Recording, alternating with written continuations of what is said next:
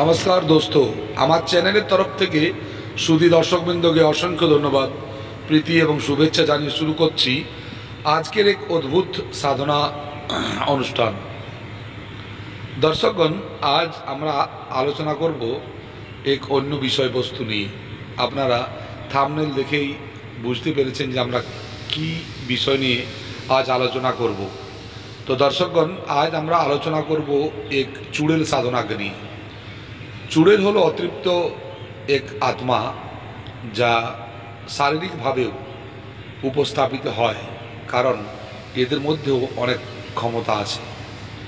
মানুষের দৈনন্দিন সমস্যার সমাধান এবং মানুষের ধনের আপূর্তি বা মানুষের সুরক্ষার দৃষ্টিতে চুড়েল সাধনা এক বিশেষ উপযোগী সাধনা বলেও স্বীকৃত হয়।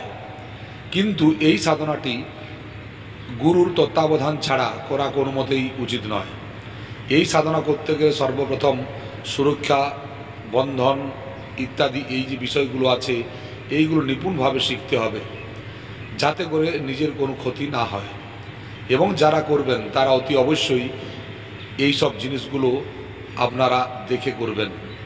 কিন্তু যখন চুড়েল সাধনা করা হয়, তখন অন্য কোনো শক্তি ওই এরিয়াতে আসতে পারবে না, কারণ চুড়েলের মধ্যে এক অদ্ভুত ক্ষমতা আছে।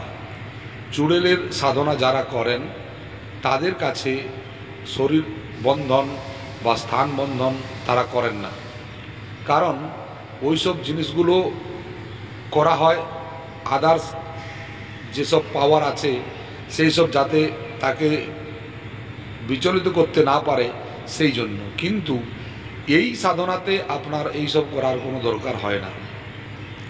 বিনা বন্ধন, বিনা স্থান বন্ধন ইত্যাদি করেও এই সাধনা করা যায়। এই সাধনা যখন করবেন, আপনারা এমন একটি স্থান দেখবেন যা আপনার গ্রামের পশ্চিম দিকে হবে।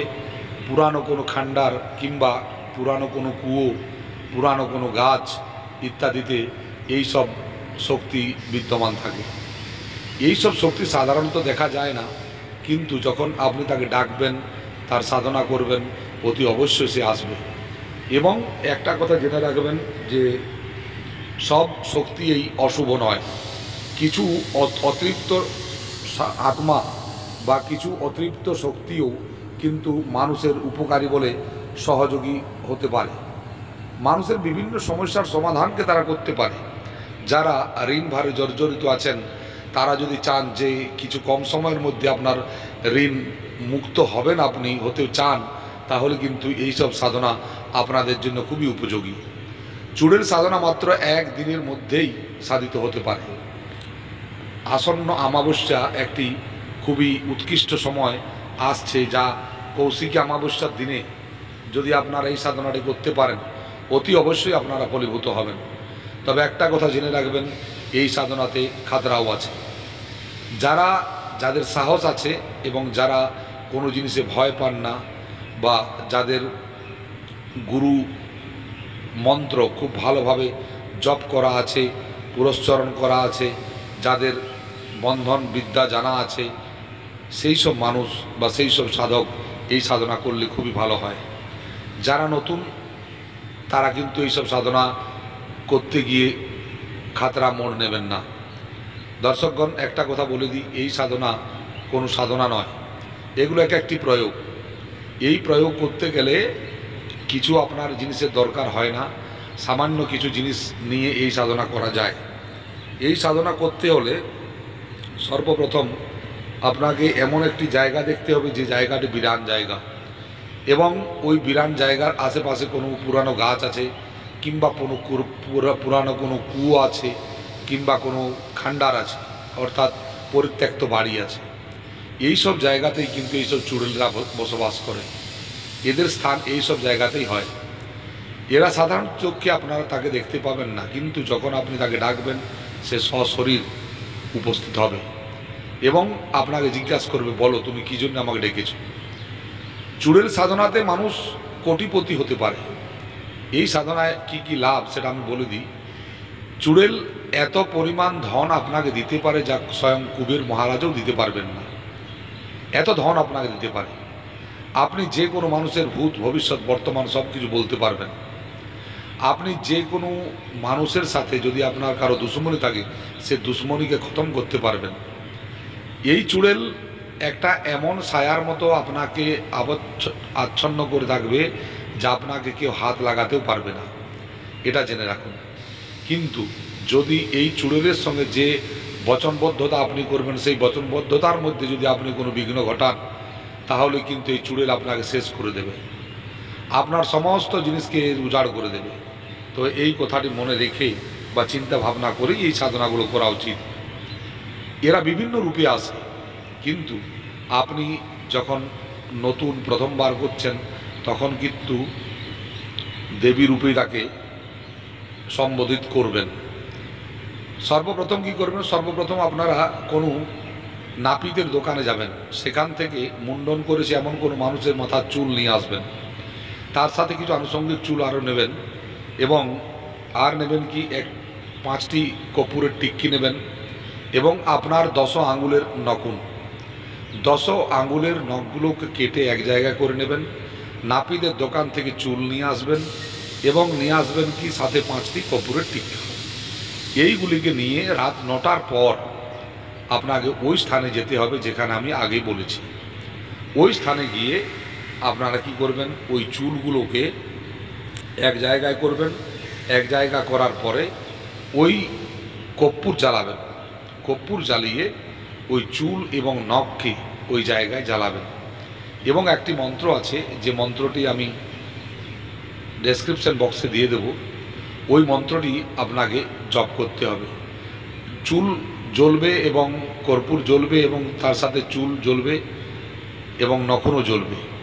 এইগুলো যখন জ্বলবে তখন আশেপাশের যেসব চুড়েলরা আছে তারা এসে আপনার কাছে সশরীর হাজির হবে, এবং তারা বলবে যে বলো কী জন্য তুমি আমাদের ডেকেছ। তখন তুমি তার সাথে বচনবদ্ধতা করে নেবে এবং তাকে সব কিছু বলে দেবে যে তোমার যে মনোকামনা আছে সেই মনোকামনা সে তৎক্ষণাৎ পূর্ণ করতে পারে, তৎক্ষণাৎ পূর্ণ করতে পারে। আর আপনি যদি মনে করেন যে তাকে সারা জীবন আপনার সাথে রাখবেন, সেই ধরনের বচনবদ্ধতাও আপনি করে নিতে পারেন। তাকে দুসরা বার কীভাবে ডাকতে হবে সেসব পদ্ধতিও আপনি জেনে নেবেন। এখানে একটা কথাই বিশেষভাবে ধ্যান দিতে হবে, যে কোনোভাবেই তার সাথে কোনো অশ্লীল কার্য করা চলবে না।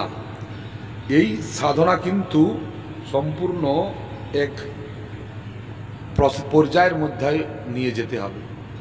আপনারা যারা প্রথমবার করবেন তারা কোনো মতেই নিজের সাহস দেখিয়ে এই সব সাধনা করতে যাবেন না, এতে জীবনে হানি হতে পারে।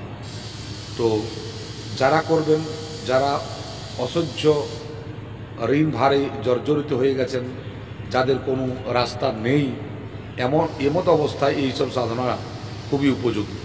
তো দর্শকগণ, আমি যেভাবে বললাম, যদি আপনারা সাধনাটি এইভাবে করতে পারেন তো অতি অবশ্যই এর ফল অতি অবশ্যই পাবেন।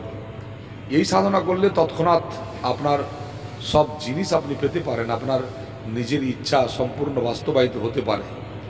আপনাকে বিশেষ কিছু কষ্ট করতেও হবে না, এবং বিশেষ কোনো মালা যন্ত্রেরও দরকার নেই। তবে সুরক্ষা মালা, সুরক্ষা চক্র, এইসব জিনিসগুলো প্রাবধান করেই যাবেন, এবং আপনার গুরুর সান্নিধ্যে কিংবা আপনার গুরুর অনুমতি নিয়েই যাবেন। বিনা গুরুর অনুমতি বা আদেশ না নিয়ে আপনি এই সাধনা করতে যাবেন না। দর্শকগণ, এই সাধনা করলে অতুল ধন সম্পত্তির মালিক হওয়া যায়, অনেকেই করেছেন।